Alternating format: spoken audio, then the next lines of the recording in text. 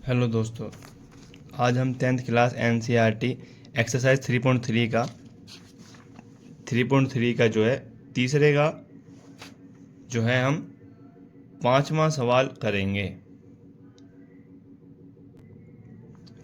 पांचवें सवाल में क्या कह रहा है ये? यदि किसी भिन्न के अंश और हर दोनों में 2 जोड़ दिया जाए तो वह 9/11 हो जाती है। यदि अंश और हर दोनों में 3 जोड़ दिया जाए तो वह 5/6 हो जाती है। वह भिन्न ज्ञात कीजिए। सबसे पहले तो मैं आपको बता दूं कि जो भिन्न भिन्न किसको बोलते हैं, जो जैसे कि x/y के रूप में हो। ठीक है, मैं थोड़ा बेस समझा देता हूँ आपको। इसको बोलते हैं अंश, है ना, और इसको बोलते हैं हर। ठीक है, जो x/y के टर्म्स में हो उसे भिन्न बोलेंगे, ऊपर वाले को अंश बोलेंगे और नीचे वाले को हर बोलेंगे। ठीक है, तो ये कह रहा है कि तो भिन्न ज्ञात कीजिए। तो माना इसमें देखो, माना वह भिन्न जो है क्या है, x/y है। ठीक है, भिन्न जो है हमेशा x/y के रूप में ही होगा ज़्यादातर। मतलब x की जगह कुछ और संख्या भी हो सकती है और y की जगह भी कुछ और संख्या हो सकती है, लेकिन वो ऊपर नीचे की उसमें होगा, टर्म्स में, अंश बटे हर के टर्म्स में होगा। ठीक है, तो अब इसमें क्या कह रहा है, पहली कंडीशन क्या है कि अगर अंश में 2 जोड़ दिया जाए और y में हर में 2 जोड़ दिया जाए तो क्या हो जाता है, वो 9/11। यदि अंश क्या है हमारे पास, x में 2 जोड़ दो और y में 2 जोड़ देते हैं तो वो कितना किसके बराबर हो जाती है, वो हो जाती है 9/11 के बराबर। ठीक है, ये आ गया हमारा, ये पहली कंडीशन कह रहा है। दूसरी कंडीशन जो है हम बाद में देखेंगे, पहले इसी को सोल्व कर लेते हैं। अब ये हमारे पास आ गया, इसको सोल्व कर लेते हैं समीकरण में। अब इसको सोल्व कैसे कर सकते हैं अभी, इसकी हम कर देंगे क्रॉस मल्टीप्लाई, इसकी इसमें करो तो 11x प्लस के 22, ये हो जाएगा 9y प्लस के 18। समझे नहीं? क्योंकि 9y प्लस के 9 दूनी 18, ये 18 है। यहाँ देखो 11x 11 दूनी 22। ठीक है, अब सबको उठा के इस साइड ले आओ तो 11x प्लस के 22 माइनस के 9y, क्योंकि बराबर के साइड आगे हो जाता है, प्लस का होता है, बराबर के साइड आगे हो जाता है माइनस, 9y माइनस के 18 इक्वल टू हो जाएगा 0। तो 11x माइनस के 9y, और ये तुम्हारा हो गया 22 में से 18 गया तो ये बचा तुम्हारे पास 4 प्लस के 4 इक्वल टू कितना हो गया, 0। ठीक है, हाँ। अब इसको जो है आप किस तरीके से लिख सकते हो, 11x माइनस के 9y इक्वल टू माइनस के 4। ठीक है, इसको आप मान लीजिए समीकरण 1। इसको मानिए, इसको मत मानिए। इसको 11, ये हो गया समीकरण 1 आपका। ठीक, दूसरी फर्स्ट टर्म्स, ये कंडीशन फर्स्ट पहले केस में तो ये होगा। दूसरे केस में क्या कह रहा है कि यदि अंश बटे हर में 3 जोड़ दिया जाए, आप अपनी किताब में देख सकते हैं कि अंश बटे हर में 3 जोड़ दिया जाए तो 5/6 हो जाता है। अंश कितना है हमारे पास, x, और हर कितना है, y। इसमें कितना जोड़ना है, प्लस के 3। इसमें कितना जोड़ना है, प्लस के 3। कितना हो जाता है, 5/6। कौन से, सेकेंड कंडीशन में। ठीक है, अब इसको सॉल्व करो सेम, इसकी इसमें मल्टीप्लाई कर दो, इसकी इसमें। देखो आप इस तरीके से भी कर सकते हो, 6x प्लस के 3, ये हो जाएगा 5y प्लस के 3।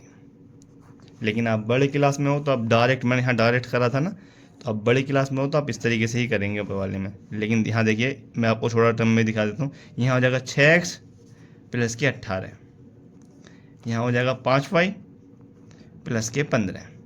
मैंने वहाँ पे एक लाइन गायब कर दी थी। ठीक है, जो ऐसे होती 11x प्लस के 2 इक्वल टू 9y प्लस के 2, जो इस तरीके से होती। लेकिन आप बड़ी क्लास में, 10th क्लास में हैं आप, तो आप इस तरीके से करेंगे।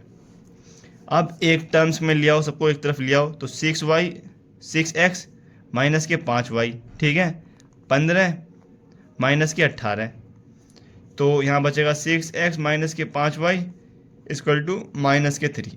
क्योंकि माइनस के 18 में से माइनस वो प्लस का 15 गया तो कितना बचेगा आपके पास, माइनस का 3। ठीक है, इतना आपको समझ में आ गया। इसको मान लेंगे हम समीकरण 2। और ये पता है माइनस का 3 क्यों आया? अरे आपके पास 18 रुपये कर्जा है, 15 रुपये आपने दे दिए, तो कितना रुपये बचा आपके पास? माइनस का 3 रुपये, मतलब 3 रुपये कर्जा तो बचा ना, तो इसलिए हम ठीक है। इतना हो गया हमारे पास समीकरण 1। समीकरण 2 बन गई। यहाँ कितना है 11x, इसको लिख लेते हैं 11x माइनस के 9y इक्वल टू माइनस के 4। ये कितना है हमारे पास समीकरण 1। समीकरण 2 क्या बनी हमारे पास 6x माइनस के 5y इक्वल टू माइनस के 3। ये जो हमारी समीकरण बनी, हमने इसको सोल्व के बाद खुद से जो समीकरण बनी थी उसको सोल्व करने के बाद हमने वो चीज़ कर ली। हमने जो समीकरण ये जो है, हमने ये वाली दोनों समीकरण जो हमने बनाई थी, इतना सोल्व करने के बाद इसको हमने जो है आगे लिख लिया। ठीक है, यहाँ पे लिख लिया समीकरण 1 समीकरण 2, हमने जो भी समीकरण बनाई थी उन्हें सोल्व करने के बाद। ठीक है, उसके बाद क्या करा हमने कि समीकरण 1 से, ठीक है, समीकरण 1 से क्या करा हमने 11x माइनस के 9y इक्वल टू माइनस के 4। ठीक है, हमने समीकरण 1 से क्या करेंगे कि इसका x का मान निकालेंगे हम। 11x बराबर माइनस के 4, ये माइनस का उस साइड हो जाएगा प्लस के 9y, और x बराबर हो जाएगा माइनस के 4 प्लस के 9y। ये 11 जो है इनटू में है तो इधर आ जाएगा भाग में। ठीक है, ये समीकरण बना लिया हमने 3। आप कन्फ्यूज़न में मत रहना कि ये समीकरण में कहाँ से लाया। ठीक है, ये मैं इतना जो मैंने इसको सोल्व किया था ना, ये पहला समीकरण हमारा यहाँ बना था और दूसरा समीकरण यहाँ बना था। इसको हमने थोड़ा, हमारी कॉपी ये हो गई थी, वो पन्ना ये हो गया था, तो हमने यहाँ पे लिख लिया। ठीक है, और इसको हमने फिर सोल्व करा, यहाँ से हमने x का मान निकाल दिया। अब x का मान हम समीकरण 2 में रख देंगे। x का मान समीकरण 2 में रखने पर, ठीक है, x का मान हम समीकरण 2 में रखेंगे तो यहाँ से हमें क्या प्राप्त मिल जाएगा, रखो कि 6 इंटू माइनस के 4 प्लस के 9y अपॉन के 11 माइनस के 5y इक्वल टू माइनस के 3। ठीक है दोस्तों, इतनी बात आपको समझ में आ गई होगी उम्मीद है। यहाँ से आप क्या करेंगे कि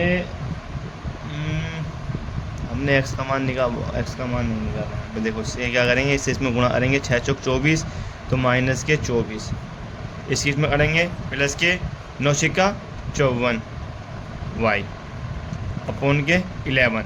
इसकी 11 में नहीं करेंगे, क्यों? क्योंकि इसके ऊपर ही ऊपर करेंगे, नीचे तो इसका एक ही है तो इसमें करेंगे सिर्फ माइनस के 5y इक्वल टू माइनस के 3। ठीक है दोस्तों, अब इसके आपको पता है कि इसके बटे में 1 होता है, जिसके बटे में कुछ नहीं होता उसके बटे में 1 होता है। अब हमारा इन दोनों का लेना है एलसीएम। एलसीएम कैसे लेते हैं? अगर आपको लेना आता है तो बहुत अच्छी बात है, नहीं लेना आता तो आज सीख लीजिए कि बिल्कुल बेसिक सा, कि नहीं लेना आता तो इन दोनों की जितने भी अंश मतलब ये हर में होंगे, इन दोनों की मल्टीप्लाई कर दीजिए तो 11 आएगा, इसको इसमें भाग दीजिए 1 आएगा, 1 की ऊपर वाले में गुणा कर दीजिए तो 24 प्लस के 25 54 है, ये 54y 24 प्लस के 54y माइनस के जो निशान यहाँ पे है वो निशान यहाँ, इसको उसमें भाग दीजिए, कितना आएगा 11, 11 के ऊपर में गुणा करेंगे तो 55y इक्वल टू माइनस के 3। इसके बाद क्या कीजिएगा आप कि माइनस के 24, ये प्लस का 54 और ये माइनस का 55y, तो मतलब कि यहाँ कितना बचेगा माइनस के y।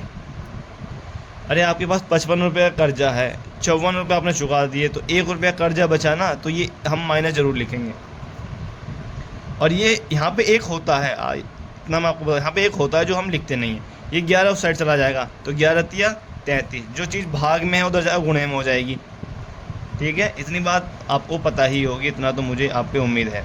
तो माइनस के y बचेगा यहाँ पे, तो यहाँ माइनस के 33, ये माइनस का 24 उस साइड चला जाएगा तो यह हो जाएगा 24 प्लस का, तो माइनस के y इक्वल टू कितना हो जाएगा, 33 में से 24 घटाएंगे तो तुम्हारे पास हो जाएगा 9, माइनस के 9, ये वाला माइनस ख़त्म, तो y बराबर आ गया हमारे पास 9। ठीक है दोस्तों, y बराबर कितना आ गया हमारे पास 9।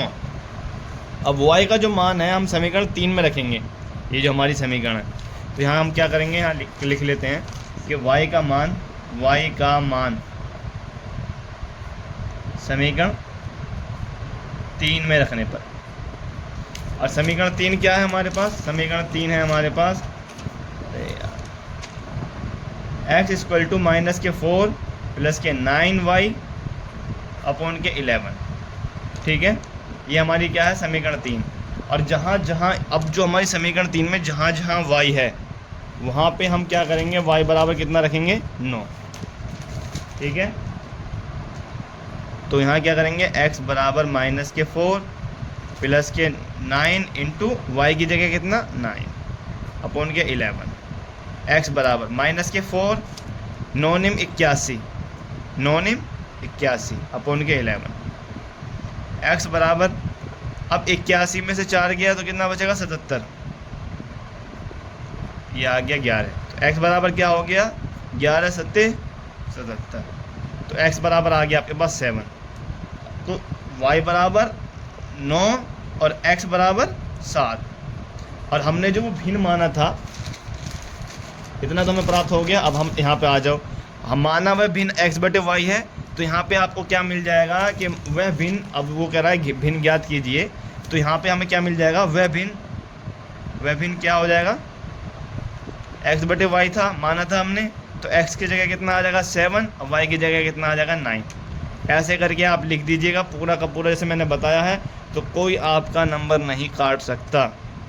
और ये क्वेश्चन हमेशा 7 नंबर में, 8 नंबर में, 6 नंबर में, जितना आपका हाईएस्ट रहता है कॉलेज के हिसाब से पूछा जाएगा ज़रूर, अर्धवार्षिक में भी, फाइनल में भी और प्री बोर्ड में भी। थैंक यू सो मच हमारे साथ बने रहने के लिए। मिलते हैं नए वीडियो में, जब तक के लिए जय हिंद जय भारत।